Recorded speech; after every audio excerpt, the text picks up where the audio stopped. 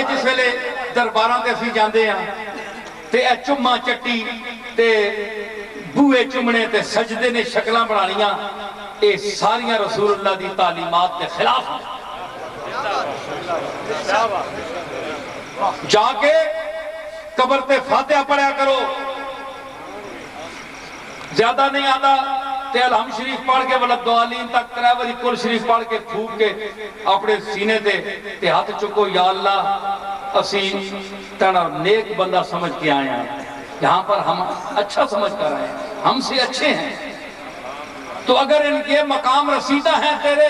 کاغذوں میں فٹ ہیں، ٹھیک ہیں، تو ان کے صدقے ہم پر کرم فرما۔ اور اگر کوئی لغزش خامی رہ گئی ہے بتقاضائے بشریت، کیونکہ مکمل انسان تو کملی والا ہے نا، تو اگر کوئی کمی بیشی رہ گئی ہے تو میں نے جو تلاوت کی ہے یہ میں ہدیہ کرتا ہوں اس صاحب مزار کو، اس کی لغزش کو معاف فرما اور اس کے درجات کو بلند فرما۔ آپ صندوقوں میں غلے میں ڈالتے ہیں پیسے، وہ تو سجادہ نشین صاحب لے جاتے ہیں، جو آپ ان کو نذرانہ دیتے ہیں وہ تو وہ لے گئے جو سانس لے رہے ہیں اور 24 گھنٹے مزار شریف کے ارد گرد گھوم رہے ہیں، وہیں اسی ایریے میں رہتے ہیں، چاہ کے کوئی بچ کر نہ جائے۔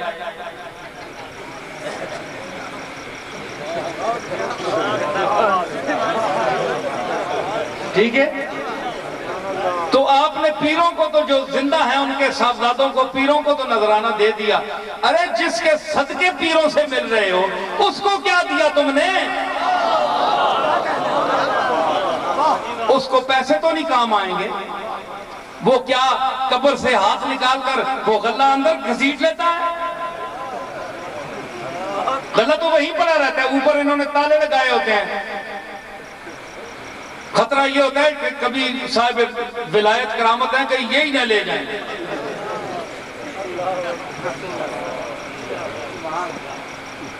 تالے لگے ہوتے ہیں۔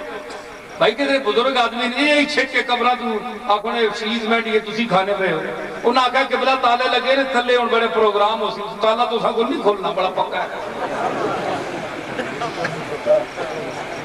تو وہ کو لے جانے سے رہے، جو صاحب قبر ہے وہ تو لے جا سکتا نہیں ہے، نہ آج تک ہم نے سنا ہے، تو اس کی بارگاہ میں جس کے صدقے تم اس کے ساری اولاد کو مل رہے ہو، سجادوں کو مل رہے ہو، جو اہل ہیں ان کو بھی مل رہے ہو، جو اہل نہیں ہیں ان کو بھی مل رہے ہو،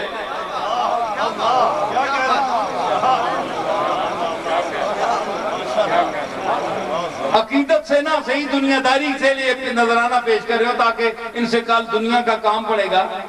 تو ان کو بھی پیسے دے دو، ذرا خوش کرنے کے لیے بھی مرید کرتے ہیں نا، پتہ ہوتا ہے یہ اہل نہیں ہے پر دینا پڑتا ہے، دنیا داری میں کام آ جائے گا بندہ۔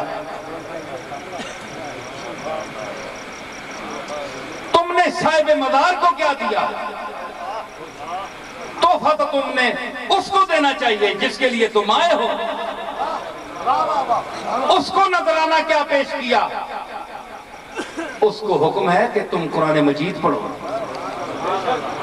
قرآن مجید کی تلاوت کرو، سینے کی طرف کھڑے ہو کر ارسال ثواب کرو، اللہ کی بارگاہ میں بھیجو، جس طرح میں نے طریقہ بتایا عرض کرو، تو شیخ خوش ہوگا۔ یہ حضرت پیر مہر علی شاہ صاحب نے یہ بات لکھی ہے، انہوں نے بھی لکھی ہے کہ تم دوسروں سجادہ نشینوں اور صاحبزادوں کو دیتے ہو، صاحب مزار پہ غلوں میں ڈالتے ہو، تو صاحب قبر کو کیا دیتے ہو؟ وہاں جو کام اگلے جہاں آئے گا وہ تو قرآن مجید ہے، قرآن شریف پڑھو، وہاں پڑھ کے ارسال کرو۔ تم نے ہدیہ پیش کیا، اگر کوئی ان میں خامی ہے اللہ کے ہاں تو اللہ معاف فرمائے، تم عرض کرو۔ تو یہ کہنا جناب ہماری دعاؤں کے جو وہ کس طرح محتاج ہیں، یہ بھی ایک سوال پیدا ہو سکتا ہے، بڑے نیک ہیں جناب، ہم تو گناہگار ہیں، گناہگار کے لیے دعا ہوتی ہے، تو جو اچھے لوگ ہیں ہم داتا صاحب کے لیے کیا دعا کریں؟ تو یہ جو اذان کے بعد حضور نے ہمیں حکم دیا ہے کہ تم صلات بھیجو اور میرے لیے دعا کرو، کملی والے نے اللہم رب هذه الدعوة التامة والصلاة القائمة آت محمدا الوسيلة والفضيلة والدرجة الرفيعة وَبَعَثْهُ مَقَامًا مَحْمُودًا۔ تو کملی والا کیا ہماری دعاؤں کا محتاج ہے؟ تو حضور نے اپنی امت کو حکمن کیوں فرمایا کہ ہر اذان کے بعد یہ دعا کیا کرو کہ محمد کو وسیلہ دے؟ کیا وسیلہ جنت میں ایک مقام کا نام ہے؟ جنت میں ایک مقام کا نام ہے وسیلہ، کہ محمد کو صلی اللہ تعالی علیہ وسلم کو جنت میں وسیلے کا مقام عطا فرما، والفضیلتا، اور فضیلت تمام نبیوں میں عطا فرما، والدرجۃ الرفیعۃ، اور اونچا درجہ عطا فرما، اور اس کی انتہا کیا ہے؟ وَبَعْثُ مَقَامًا مَحْمُودًا، اور اسے مقام محمود پر فائز فرما۔ تو کیا کملی اولیاء اللہ کی تو بہت نیچے کی صف ہے، بہت نیچے طبقہ ہے، پھر نبیوں کا، صدیقوں کا درجہ ہے، پھر نبیوں کا درجہ ہے، پھر سید الانبیاء کا درجہ ہے جو تمام نبیوں کا سردار ہے، وہ آپ کو حکم دے رہا ہے کہ میرے لیے دعا کرو۔ تو اس کا کیا معنی لوگے کہ معاذ اللہ حضور ہماری دعا کی وجہ سے آپ کو یہ چیزیں ملیں گی؟ تو جو لوگ یہ کہتے ہیں جناب کہ ان کو کیا ضرورت ہے، ان کو ضرورت ہے، کملی والے کو ضرورت نہیں ہے، ان سب کو ضرورت ہے، کملی والے کو ضرورت نہیں ہے۔ کملی والے نے اس لیے فرمایا کہ تم میرے لیے دعا کرو گے تو تمہاری اپنی بخشش ہوگی، اپنے درجات بلند ہوں گے۔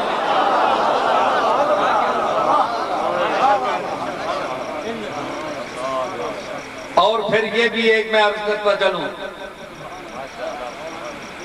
یہ میری دل کی بات ہے، یہ کسی کتاب کی بات نہیں ہے، یہ نصیر اللغات کی بات ہے۔ یہ ضروری نہیں جو کتابوں میں لکھی ہوئی وہ بھی باتیں، بڑی بڑی ضعیف باتیں بھی کتابوں میں لکھی ہوتی ہیں۔ میں جو اپنی طرف سے اب بات کر رہا ہوں، اور ابھی بات میرے ذہن میں آئی، فی البدیہہ حضور نے کیوں فرمایا؟ حافظ سلیم صاحب کھڑے ہو، تسی مظفر گڑھ تو آئے ہو، بڑے دور تو آئے ہو، اور حضرات بھی پاک پتن شریف تو آئے، منشی غلام فرید صاحب اور حضرات بڑے بڑے دور تو آئے۔ سنو، دل کھولو، بخیلی نہ کرے ہو، میرے نال حسد نہ کرے ہو، کیونکہ میں اللہ دے فضل دے دائرے دا بندہ، میرے تے اللہ دا فضل ہے، تے فضل نال جڑا ٹکر لاوے اس دی گردن ٹوٹ جاندی ہے۔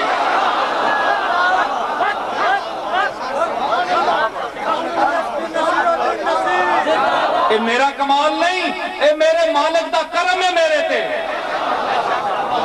نگاہ یار جسے آشنائے راز کرے، نگاہ یار جسے آشنائے راز کرے، وہ اپنی خوبی قسمت پہ کیوں نہ ناز کرے، وہ اپنی خوبی قسمت پہ کیوں نہ ناز۔ ہاں بھائی میرے تے کرم ہے، میں ناز کر رہا، اما بنعمت ربک فحدث۔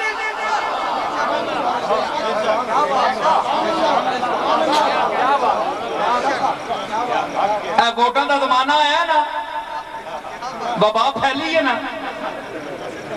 جنہاں نو کدے سلام نہیں دیتا انہوں نے آج انہاں دے بوئے تے کھلوتے ہیں جی، جو گھر سے کبھی نکلے ہی نہ تھے کوچے میں وہ تیرے پھرتے ہیں۔ کیوں زرے ستم ہے آہوں پر، کیوں زرے ستم ہے آہوں پر، کیوں گردے وہ میرے پھرتے ہیں، کیوں زرے ستم ہے آہوں پر،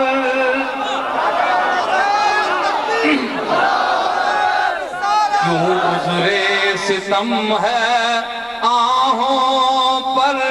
کیوں گردے وہ میرے پھر عذر ستم ہے آہوں پر، کیوں گرد وہ میرے پھرتے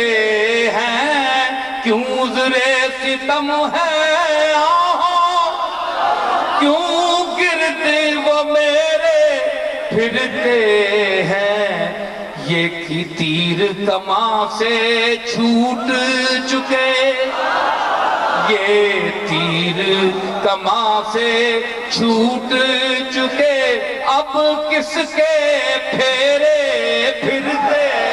ہیں، یہ تیر کماں سے چھوٹ چکے،